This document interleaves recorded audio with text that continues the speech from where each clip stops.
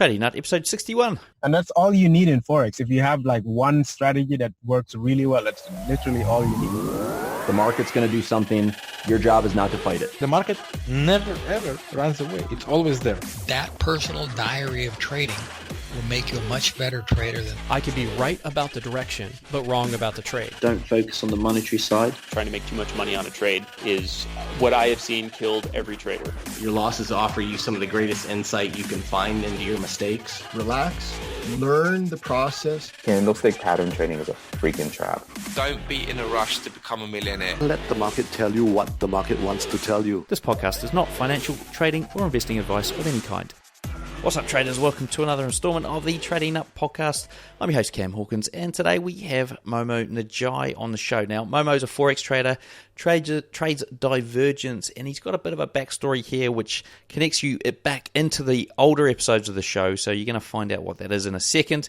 But first, I want to say thanks to Michael Chappell for recommending I interview Momo on TradingNut, and also if you do want to check out what he's doing, which I think is quite unique and will probably give you an extension to this particular interview, he's over there on Instagram and he's doing a $100 to $100K trading challenge using Momo's methods.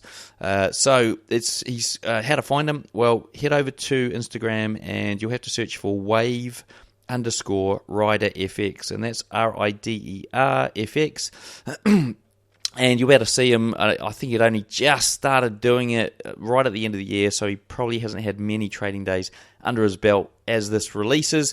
But I'm sure you can follow him across the course of the year and see how he's tracking. Now, before we get into the show, a couple of other things. One, I want to say thanks to Hemraj J for heading over to the bar there on the TradingNut website and buying me a beer for these shows. Now, guys, if you haven't headed over there, you know where it is. It's underneath the player on pretty much every single episode. And if you don't want to buy a beer, have a look at some of the other products to help support the podcast as well. All right, guys, before we get into the show, I do want to let you in on a video. I haven't recorded it yet, but I'm planning to record it this week. So it may have even gone out before this episode hits, but it's probably the detail around the video. And what it is something that occurred to me after interviewing Momo, which was before Christmas, and it occurred to me that this guy is disciplined he's got a lot of discipline with how he's approached trading from the word, from the get-go. Discipline which has failed me many, many times in the last several years. This guy is just disciplined to the core. And I thought to myself, how can I be more disciplined in what I'm doing? And it occurred to me that I've got all the tools I need to essentially create the discipline that I need, because I can obviously tell from what I'm currently doing that it's been very hard for me to stay disciplined with some of the approaches that I've taken to trading, especially when it comes to price action, where I suppose you can start to see things that aren't there and then start to do things that are clearly not being shown on a price chart. Now, what I want to take you back to is something I've been doing in the last week or so, which is over the break, I have been watching a lot of TV, a lot more TV than I normally watch. I've got the kids at home. We got them Disney Plus for Christmas, and I'd never seen Guardians of the Galaxy or the Avengers. And one of my mates told me at football, whilst watching football the other day, he said, you've got to go and check this out because we're heading off to watch the Star Wars. And he goes, have you seen Guardians of the Galaxy? I think it's even better than Star Wars. And so I watched that. If you haven't watched it, it's really funny. Avengers, I wasn't that hot on, but I think the Guardians of the Galaxy thing, I thought the humour there was brilliant. The soundtracks were amazing. But the main thing that sort of relates to what I'm talking about now is the fact that what I've created for myself is essentially what Iron Man has done for himself, or what's his name, Stark. I can't remember his first name. The guy Stark who created Iron Man, essentially it's just a human in there. He can't do a lot, but once he creates this, technology that sits around him, he is basically invincible. He's got all these powers. He can do so much more because he's built this technology that sits around him, the human, who's obviously has a lot of frailties and things that he can't necessarily do just with the human body or the human mind.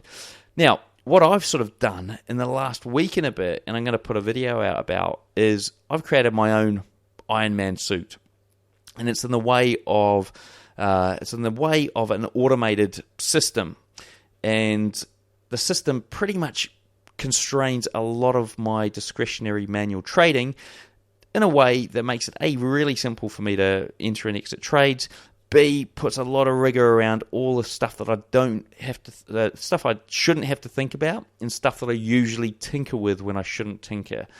So you're going to have to go and check out the video where I walk through this in detail. Now, I thought that was going to be enough to keep me mega disciplined, but then I thought there's still a chance for me not to be disciplined, and so I added an element, and this element came from an episode of the 52 Traders podcast, and it's a technique that's been in the back of my mind for a long time, and I finally decided to do it. And it's something that I've had to wait for a number of days to record this, because I don't want these people hearing what I'm about to say, because they don't know. And what it is I've decided to give my kids $50 each. I've got 2 kids. Give them $50 each every time I break my trading plan. And I've got my trading plan written up. They don't know they're going to get $50. I'm going to give them $50 each. And I thought, this in the episode of the 52 Traders, the guy was like, "Look, I'm giving someone I don't like 52 Traders." Now, I love my kids, so don't get me wrong.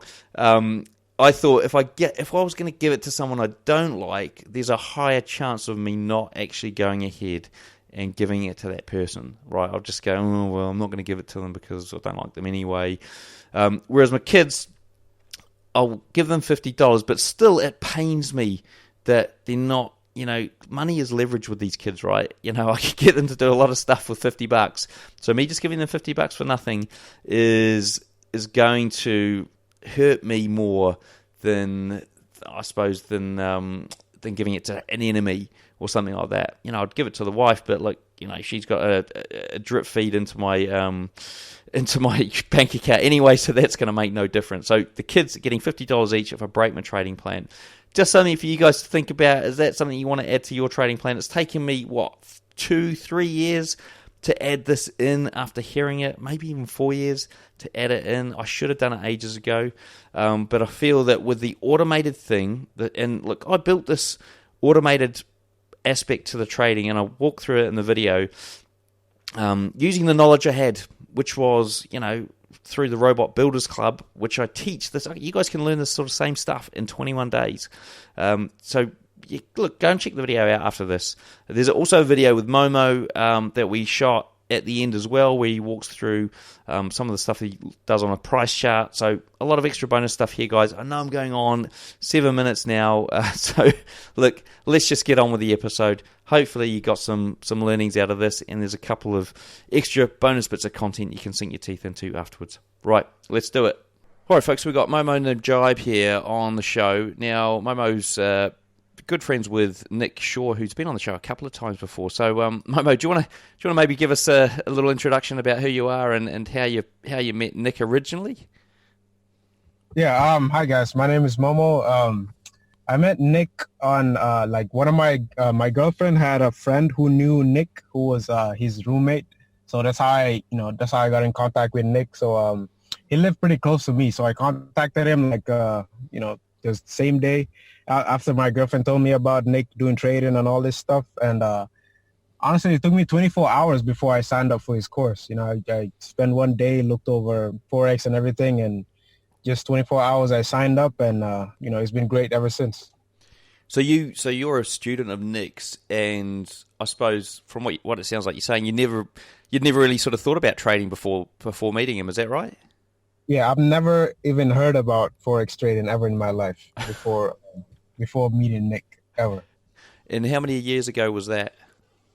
This was about 2 years, about 1.8 years or something like that. So about 2 years. Okay, so you're fairly new to trading, and I think from memory, because Nick's been on the show a couple of times, I think that's right, he evolved his style from even the first show that I had him on to the second show. I mean, have you followed that journey? And you probably would have followed that journey, and And how did that look? You said he evolved his style? Yeah, I'm guessing as a student of his 2 years ago, he was probably doing a lot different things than what he's doing now, which, because I had him on, I think, a year back, and then about 9 months or a year later, I had him back on, and he completely changed everything he was doing almost.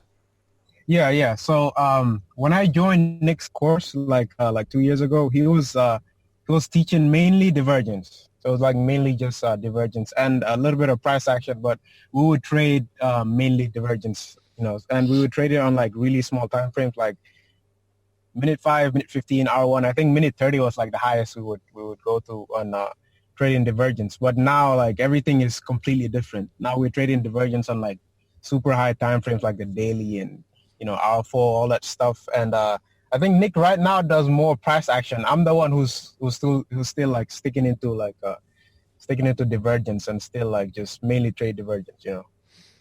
Okay, cool. And so if you take us back to that sort of initial, I suppose, foray into Forex, I mean, let's take us back there. How did you get on with doing his course, and then where did you get to after that? Yeah, so I started Nick's course, and I started learning divergence and everything. About 1 week into the course, after just training on demo, I created a live account, and after that I started like trading live. But when I started trading live, I was still in the learning process. So I was like risking really, really, really small lot sizes. Let's say like 0.01, and that's the smallest you can go. And that's the only lot size I was trading for about like 2 months. So 2 months I spent this time, trading and learning, and later on I started upping the lot sizes after I understood the strategy better.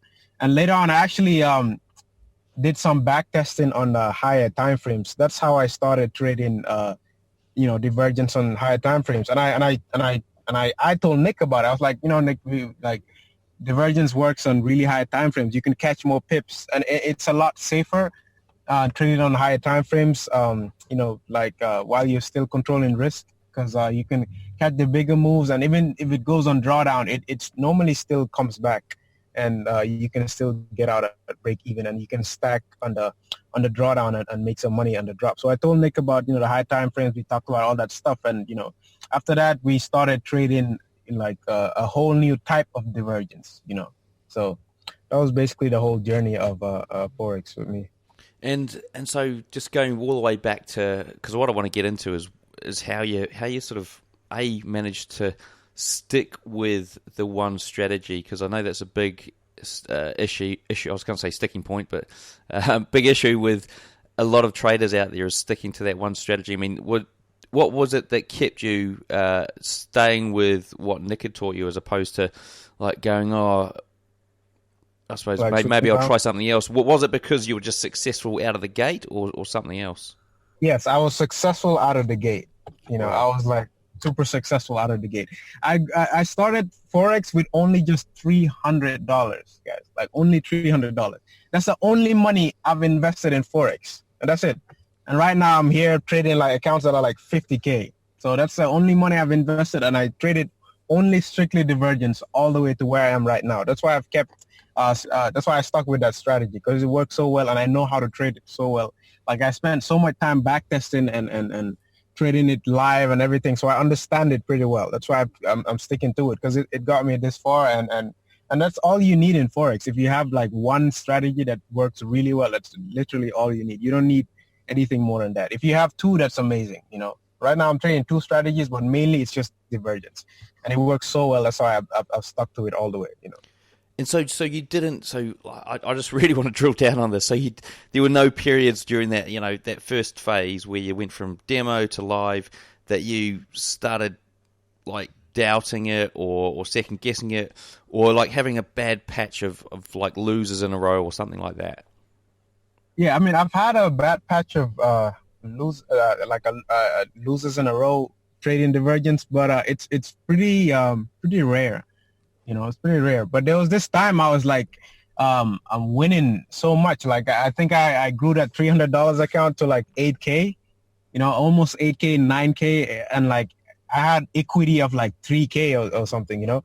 But then I wanted to learn more strategies, and I think that's what that was a little bit of like a stage where I had a little bit of downfall, because I started learning new strategies and I started losing because I was just like, you know what, I'm trading Divergence so well, my equity is so high, let me just jump to something new. So I jumped into Fibonacci after just learning it for like a few hours or something. Also, so and I had some big losses in those few weeks jumping into Fibonacci. So after that, I was like, let me just stick to Divergence. This is what I know. This is what works so well, and this is what's got me consistent. So yeah, that's the phase I've had with like learning new stuff and everything. It is interesting, isn't it? How like even though you had success with the one strategy and it was grown an account from 300 to 8K. Yeah. It's still human nature to go, I want more, and try. Exactly. Yeah, exactly. Try and find more opportunities, something better. Great that you managed to sort of work that out pretty quickly and come back to what you knew. So, okay, cool. So back testing, you said you did a lot of back testing. I mean, do you want to put that into like perspective of how much back testing did you do, and even like hours in the day and that sort of thing? Yeah. So, when I joined up with Nick, I was still in college. So, I would spend, let's say, like average, like 1 hour a day back testing. And when I'm doing all that back testing, I'm still trading live. I'm trading live with like small lot sizes, still like figuring out when does this work? Why does it work here? And why doesn't it work here? Why does it go into serious drawdown here? Like, should I hold the trade here? Like all this stuff. And I started building all these rules of why it works, why it doesn't work, all that stuff. So I spend a lot of time backtesting. Let's say average hour, 2 hours a day for a couple of weeks, actually, a couple of months probably, backtesting and getting it all precise and pinpoint accurate and understanding things better, Okay, cool. This sounds like a fascinating story. Now, what about, let's have a look at it now and go into your trading stats, so how that looks in terms of what you're doing now. So, because it was 2 years ago, maybe we could do sort of then and now would be quite good. Maybe then and now. So, like back when you first started, we'll just sort of quickly skim over that. What would you say your winning percentage was? When I just started, Okay. Let me put a little bit of a timeline. Sorry, that's EPS. Let me put a little bit of timeline so we can get things in perspective. So when I just started, like let's say after the week I traded demo and I started a live account. Let's say after that week, I traded 2 months of Divergence, and my consistency was on and off because I was still learning the system. I was still learning like when it works, when it doesn't work. All that stuff. So consistency wasn't really that good. But let's say after those 2 months when I completely understood everything, I would say I was probably at least 90% consistent, at least 90% consistent, like for a couple of more months, and still today I would say I'm like 95% consistent. But the thing is with Divergence, it's such a high risk, system. Whenever you have that bad day or a bad week, it can wipe out a huge portion of your account. But I trade it in a way that never really happens. I trade risk management, even though I trade Divergence, even though it's a really high risk strategy. I have a good risk management system to keep up with any losses that could possibly happen and blow out a chunk of your account. So that never happens. And so I suppose the reason I got onto you was somebody in my chat had said, oh, look, you got to check this guy Momo out after I talked about a robot which we were using where like it basically didn't have a stop loss, or you sort of had to manage it through risk. I mean, is that what you're talking about in terms of not having, I suppose, a fixed stop loss and sort of using money management and risk management to get you out of trades? Is that right? I mean, yeah, I don't use stop losses, but the reason why I don't use it because like when you're trading Divergence, a lot of the time you get stopped out on like quick stop hunts and stuff like that, like most of the time. So I don't see the reason or the point of using stop losses. And the thing is, like I have certain rules trading the strategy that if you follow all those rules, and all those rules work out, I guarantee you at least 95% of the time, even if you go into serious drawdown, it'll still come back around break even. That's why I tell my students I make most of my money when I'm in that serious drawdown. Right now I'm in like crazy drawdown right now, but I'm laughing with my students. I'm telling them, hey guys, relax. This is where we make most of the money because we have the rules set up so well that it'll always come back to that specific level, Okay, cool. So then that sort of begs my question of what about risk to reward? How does that sort of look? Yeah, so let's say trading the way I trade, you win at least 95 to 97% of the time. So you're not risking too much, but how I use the risk reward thing is all based on lot sizes. It's all based on how well you control your lot sizes. Because I don't have anything like a 1 to 2 risk reward, 1 to 3, 1 to 4, whatever trading divergence. Everything is about controlling your lot sizes and knowing when to get in a trade and when not to get in a trade. Because that's like that's just everything with how I trade. There's no okay. I'm gonna take this trade and have a nice 1 to 3 risk reward ratio, and it's gonna hit the stop loss here, or hit it, like 50% of the time it can hit the take profit, 50% hit the stop loss, have a good risk reward ratio, and you'll still be in profit. No, nothing like that. Everything is based on controlling your lot sizes and having the good entries. And whenever you have that one loss, it won't matter to the big picture, because if you're winning like 95% of the time, that one loss won't take a big chunk of your account or anything like that. And do you have a I suppose, without trading a stop loss, you've obviously got to exit those trades at a particular point in time. How do you work that out? Okay, so here's the thing. Okay, let me just give you a brief history. There's been, let's say this year, there's been only like a small period of time where I've lost trades, and it was during when I think the UK lost their prime minister or something, and they were doing elections, and the GBP just tanked. It was just weak, and it went down like really hard. That's the only time I've lost a series of trades this year. So how I determine all those stop losses, it's only based on like when I go into serious drawdown for a long amount of time, and price gets to another significant level, and I don't see any sort of rejection whatsoever. It rarely happens, but when it does happen, those are the only times I cut the trade short, and I'm like, okay, I'll take this as a loss and get out of the trade. But the funny thing is, even though I get out of the trade, like let's give it like a few more weeks or whatever, it still comes back all the way up to my very first entry level. So sometimes fundamentals affect my trades a little bit and pull price all the way away from my entry point and get me in crazy drawdown, and I'll have to like stop the trade once in a while. But later on, it still comes back to the entry point. That's just how well the strategy works. That's why I say my risk management system is controlling your lot sizes and like mastering divergence, like and be a complete master of it. And what about, and sort of makes me think of the question of what pairs do you trade?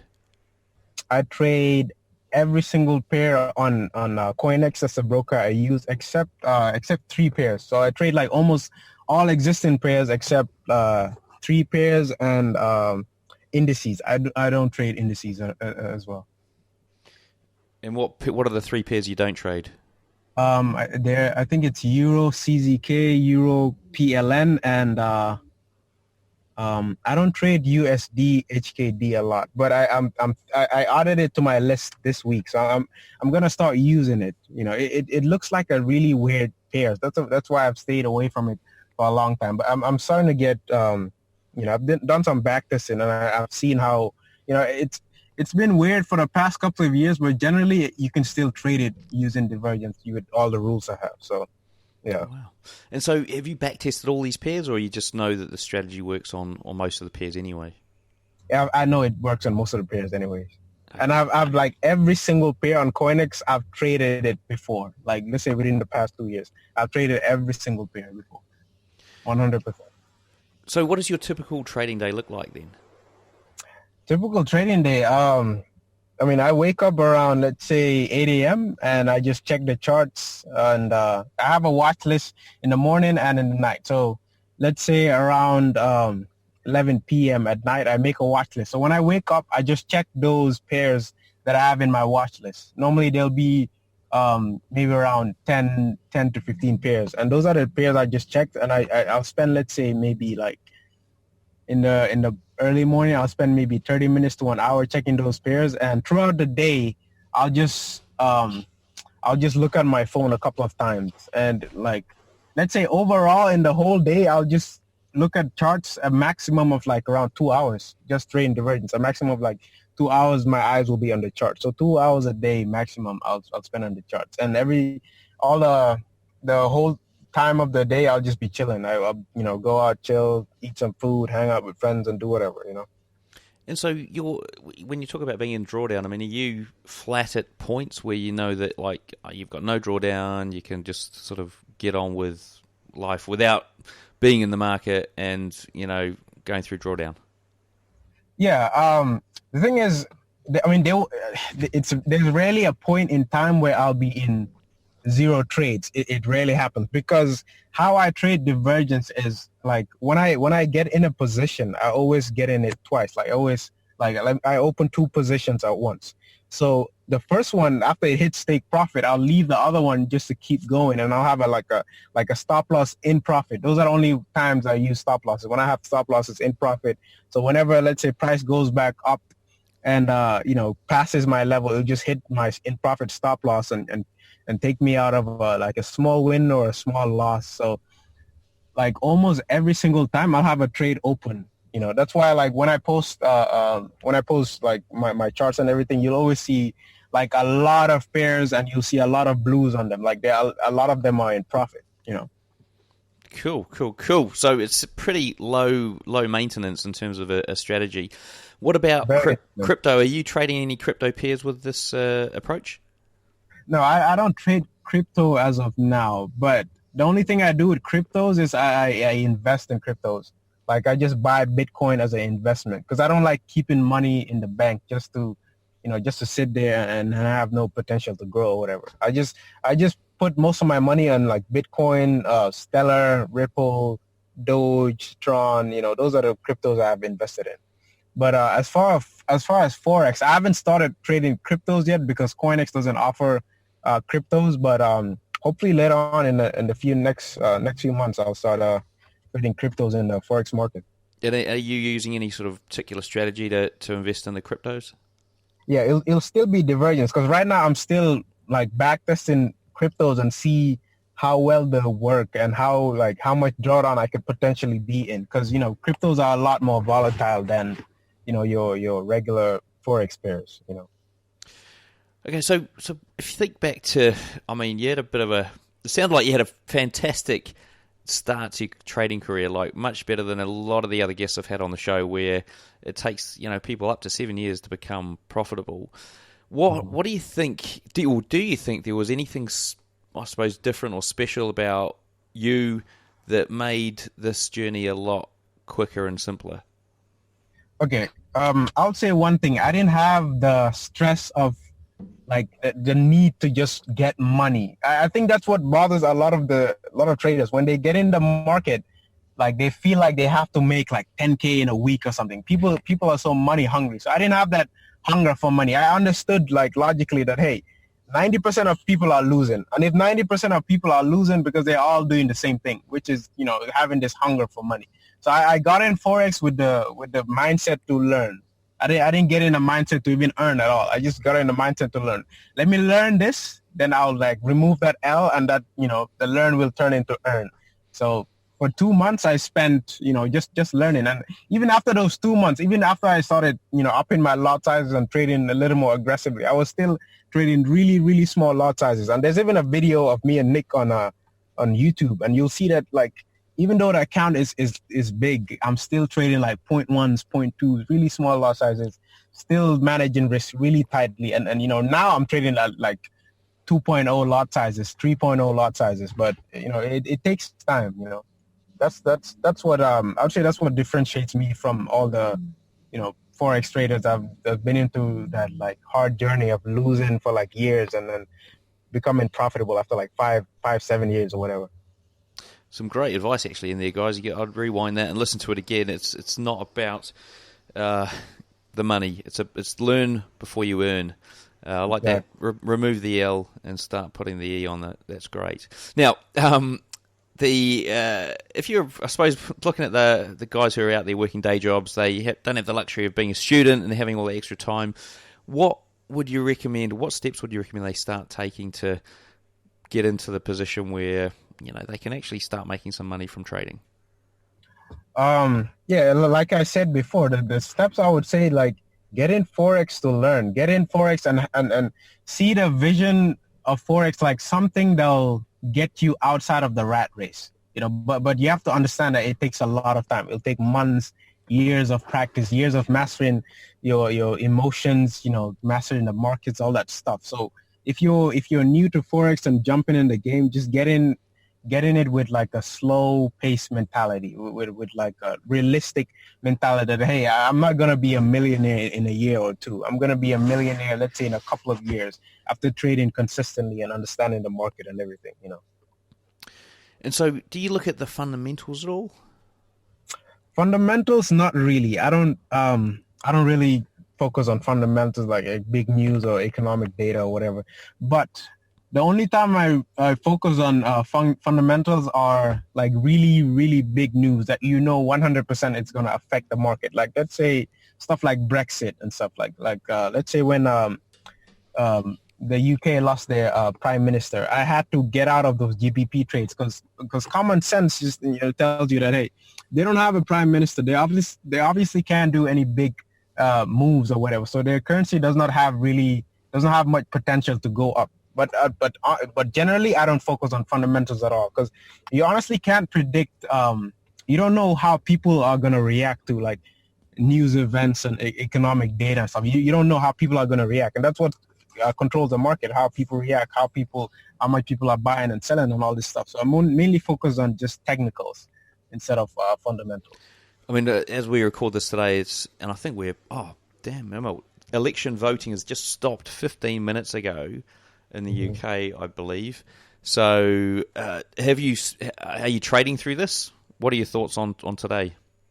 I've gotten out of all GBP pairs since when did I get out of all GBP pairs? Since Monday, I believe. Yeah, because the thing is, like, when it's huge, when it's like really significant fundamentals going on in news and all this stuff, I sometimes I like to back up from the market and just sit down and relax. But like your everyday news doesn't really affect me at all. Actually, it helps my trading system. That's why how I trade Divergence works so well. Like normally big news events really, really work in my favor, Like I remember this time, sometime this year, a couple of months ago, Mexico struck a deal, and their currency like was super strong. It instantly went super strong, and I made like thousands that day, and I didn't know anything about like what was going on with Mexico, what deal they had. But later on, after the peso like got so much strength, I was like, okay, this is abnormal strength. So later on, I looked up like the data and everything and figured out, okay, Mexico struck a deal. That's why it went up. I mean, yeah. So, and so thinking about it made thousands. I mean, we know how you enter the position. I mean, I don't know. I've actually been looking at your Telegram channel for the last week and a bit, so I know that what you say here is exactly what you do. How do you decide when to exit a position? Like exit on a loss or exit on a win? Or exit on a win. Okay, exit on a win. Like so like how I traded Divergence, the pattern normally looks like a U or a V. So normally my first take profit will be at the bottom of that pattern, about the bottom of the U or a V. That's where I normally have my very first take profits, and like my second take profit on my third will be at the next significant level. So I can hold that the remaining trade for like a couple of days or sometimes a couple of weeks. Okay, cool. All right, let's jump into the quickfire round. So these are 9 questions that are hopefully going to help the listeners fill in some of the blanks here. So this one's going to be a bit of a weird one, but how long did it take you to go from newbie to consistently profitable? I would say 2 months. What's your mental approach to trading, and do you have any special techniques you can share with us?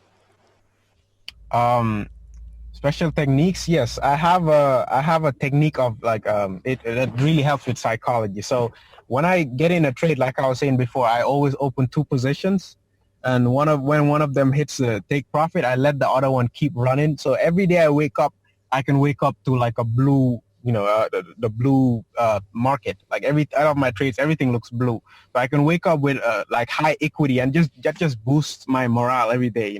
It makes me just feel confident that, hey, my strategy works, everything's good. And the thing is, like, another thing is, all of those blues, whenever I mess up, I can just close every single trade, including those blues, and normally it'll be at a small loss or around break even with the losses. What's your favorite entry setup?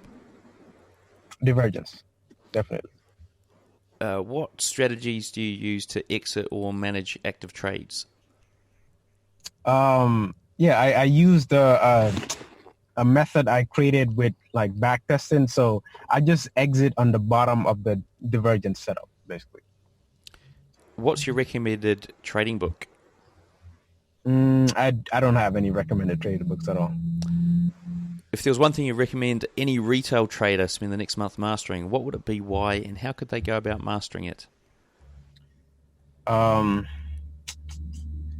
I would say invest in my course and spend a couple of months trying to master like divergence, and like you can check through my testimonials, my results, everything. Like the strategy works. How I trade it works really well. So I would say spend a lot of time mastering one strategy. If not divergence, if not me, like verify whatever mentor you're trying to learn with, and like spend a lot of time mastering the strategy before going on live. What's your preferred broker and trading platform? Coinex. And do they have a special trading platform, or? I just use TradingView to like view charts and everything. But my broker is Coinex. What's the worst trade you've ever had? Worst trade I've ever had was a couple of GBP pairs a few months ago after the UK lost their prime minister. Now, if there was one thing you could leave our listeners with, one piece of advice, what would it be? Like I said before, first you learn, and then you remove the L so you can earn. That's what I would tell all listeners here. Learn, then you can earn. Right, so the last question of the show, and you've sort of done it throughout the show anyway, but we'd like you to give the listeners the bones of a trading strategy, entry setup, stop loss, take profit targets, market time frame, basically something they can tinker with at home this week. What have you got for us there, Momo?